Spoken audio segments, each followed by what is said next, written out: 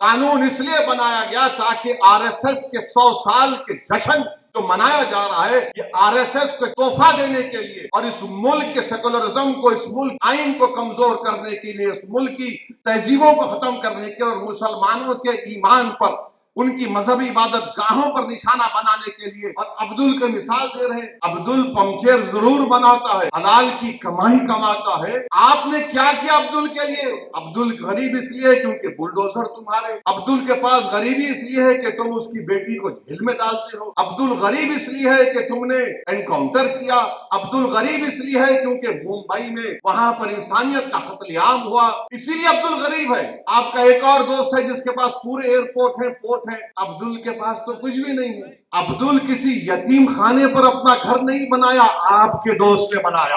آپ بتاؤ آئی بی میں کتنے مسلمان ہیں؟ اب بولیں گے دیکھو اویسی دیش کی سیکورٹی کے بارے میں سیاست کر رہا ہے، تم میری مسجد کس کی نام پہ سیاست کرو گے، تم میری ایمان پہ حملہ کرو گے، تم میری ہر چیز پہ حملہ کرو گے، تو میں سوال نہیں کروں گا اپنے وزیر اعظم سے۔ تو آپ بھی دو نا حصہ ہم کو، کہ آپ تو بوریوں کا نام لے رہے تھے اور آپ بنا دیے ٹرسٹ، یعنی نام بوری کا ہوا مگر فائدہ مکیش بھائی کے منہ میں گلاب جامن چلا گیا۔ سچر کمیٹی میں فلاں لکھا رہے، سچر کمیٹی نے لکھا کہ جو قابض ہیں ان کو ہٹانے کے لیے پریمائسز آف ایوکشن ایکٹ کو لاگو کرو، آپ وہ بھی نہیں کرتے۔ پھر اس کے بعد یہ ایگزامپل دے رہے ہیں کہ یہاں قبضہ ہو گیا، کرناٹکا میں 2، چنئی میں 1، پونا میں 1، لکھنؤ میں 1، احمد آباد میں 1، میرٹھ میں 1، آسام میں 1، کلکتہ میں 1، یعنی 14 لاکھ ایکڑ پراپرٹیز جو وقف بورڈ کی ہے۔ ان لوگوں کو اتنی توفیق ہوئی کہ صرف 9 مثال دے سکتے ہیں آپ، اور ہم آپ کے 11 سال کے کارناموں کی 1000 فہرست رکھ سکتے ہیں جو عوامی دشمن تھے۔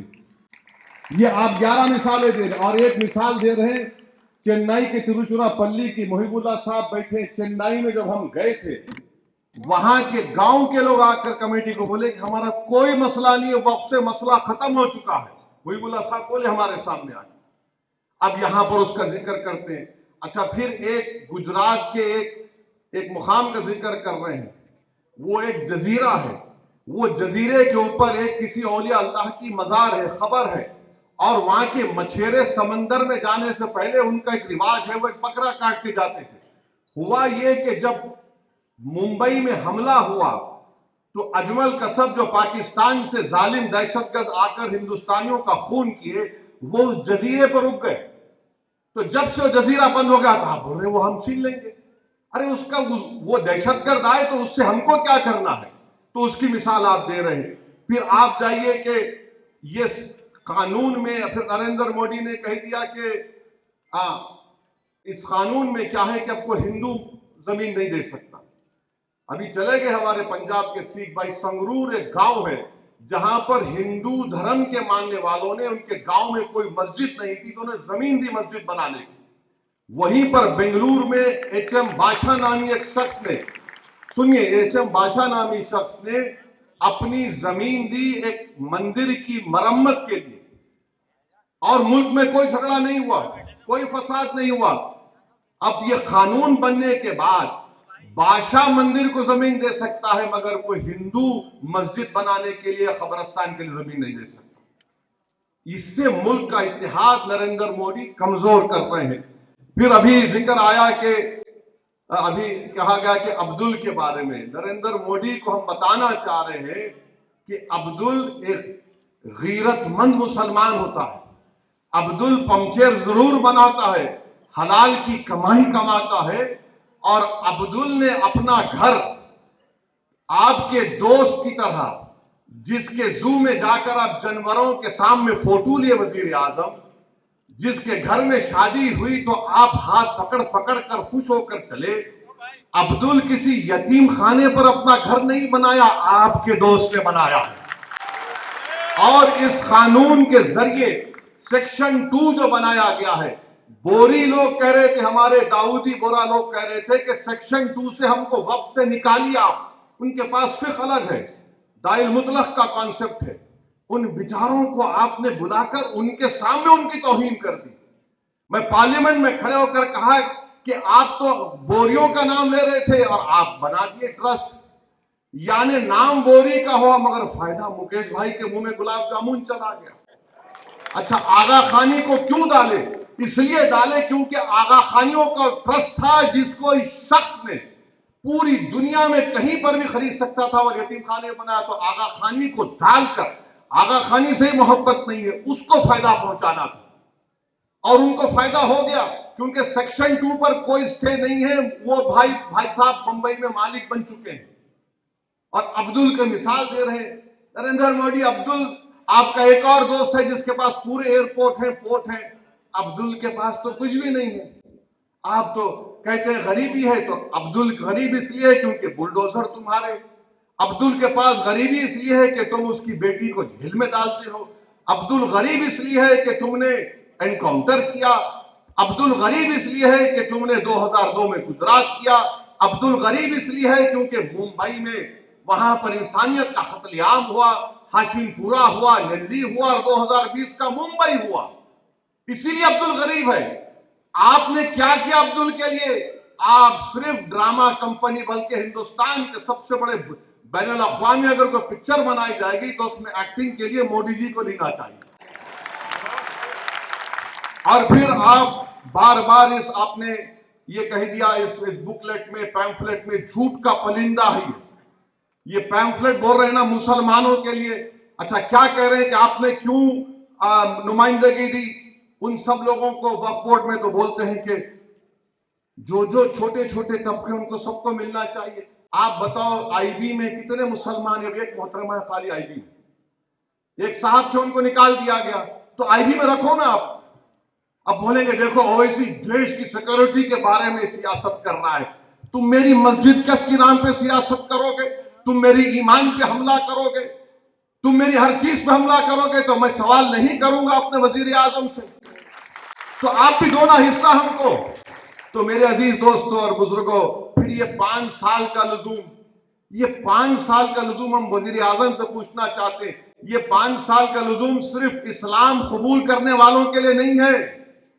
کل اگر آپ بھی وقف کرنے جائیں گے تو بولیں گے آپ پریکٹسنگ ہے یا نہیں. یہ غلط فہمی مسلمانوں میں کہ نہیں جو اسلام قبول کیا اس کو پریکٹس نہیں. جو پیدائشی مسلمان ہیں اس سے بھی پوچھا جائے گا جناب آپ پریکٹسنگ ہیں, کیا کریں گے آپ؟ ہم بھارت کے وزیر اعظم سے پوچھتے کہ ماشاءاللہ آپ اپنے مذہب کے مطابق, اپنے دھرم کے مطابق ہر مندر میں جاتے ہیں, مگر کیا کوئی آپ سے پوچھتا ہے کہ آپ پریکٹسنگ ہیں؟ تو پھر مجھ سے کس بنیاد پر پریکٹسنگ پوچھا جا رہا ہے بتائیے آپ؟ کس بنیاد پر مجھ سے پوچھا جا رہا ہے؟ کسی سے پوچھا نہیں جائے گا. ہم سے پوچھا جائے گا یہ کنورٹ ہو یا نہ ہو. اس میں لفظ اس میں کانٹروینس لکھا گیا, اگر اس میں کوئی غلطی رہے گی تو آپ وہ بھی نکال لیں گے.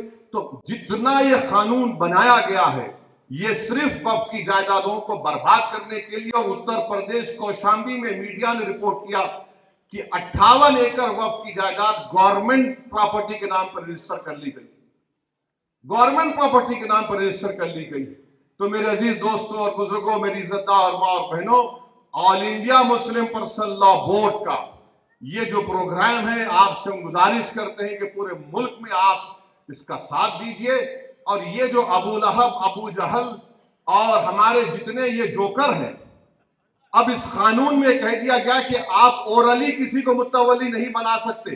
یہ جو لوگ مودی کی تائید کر رہے ہیں, میں ذمہ داری کے ساتھ کہہ رہا ہوں, حضرت سلیم چشتی رحمت اللہ علیہ کی درگاہ میں کسی ایک شخص کو وہاں کا مرشد بنایا گیا. اگر میں اردو میں مرشد بولوں تو اس کا الگ معنی نکلتے. تو ان کو جب بنایا گیا تو مجھے بھی انویٹیشن بھیجا دیے, نہیں معلوم کیوں بھیجائے مجھے. تو کیا ہوا دیکھیے, اگر وہ قانون پاس ہونے سے پہلے بناتے, محب اللہ صاحب آپ بھی گئے تھے شاید دعوت میں ان کے پاس, ان کی جو بن گئے گدی نشین جو بن گئے انہوں. خیر وہ الگ بات ہے کہ صوفی اور کوفی کون ہے.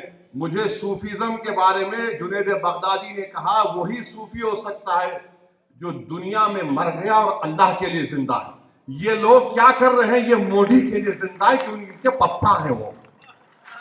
تو وہاں پر یہ اب انہوں نے اپنے بیٹے کو متولی جانشین بنا دیا. تو قانون اب بن گیا, بنا کے دکھاؤ, آپ نہیں بنا سکتے. تو یہ لوگ ایک تماشا کر رہے ہیں. اور جتنے ٹی وی چینل پر ان تمام جوکروں کو لا کے بٹھا رہے ہیں، یہ تمام کے تمام ایک سیکشن ان کو بتا دو جو وقف بورڈ کی 70% زمین پر قابض ہے اس کو حاصل کر لیا جائے گا. بتاؤ ہم کو. آپ کوئی نہیں بتا سکتے. قانون اس لیے بنایا گیا تاکہ آر ایس ایس کے 100 سال کے جشن جو منایا جا رہا ہے، یہ آر ایس ایس کو ایک تحفہ دینے کے لیے اور اس ملک کے سیکولرزم کو، اس ملک کی آئین کو کمزور کرنے کے لیے، اس ملک کی تہذیبوں کو ختم کرنے کے اور مسلمانوں کے ایمان پر، ان کی مذہبی عبادت گاہوں پر نشانہ بنانے کے لیے. اور میں کل جواد صاحب کو فون کر کے بتایا ہوں کہ سیکشن 3D پارلیمنٹ میں اس پر کوئی بات ہی نہیں کیا. میں نے کہا کہ 100 ASI کے پورے پروٹیکٹڈ مانیومنٹ چلے جائیں گے. دلی کے 180 ASI کے مانیومنٹ سے وقف کی جائیداد نہیں رہیں گے. اب وہ نکل گئے ہمارے ہاتھ سے. ایویکیو پراپرٹی ایکٹ ہمارے ہاتھ سے نکل گئی. جو پنجاب ہریانہ میں ہزاروں ایکڑ زمین ہے سب ہمارے ہاتھ سے نکل گئی. تو یہ لڑائی لڑنا ہے تاکہ جب مورخ یہ تاریخ لکھے گا آج سے 100 سال کے بعد تو وہ لکھے گا کہ ہاں 2025 میں ایسے مرد مجاہد اور ایسی ہماری بہنیں اٹھ کھڑی ہوئی تھی جنہوں نے جس جگہ کا مالک اللہ ہے اس کی حفاظت کے لیے انہوں نے جدوجہد کی اور انہیں اس کو اللہ ہم کو کامیاب کرے گا. پیچھے ہٹنے کا سوال نہیں ہے.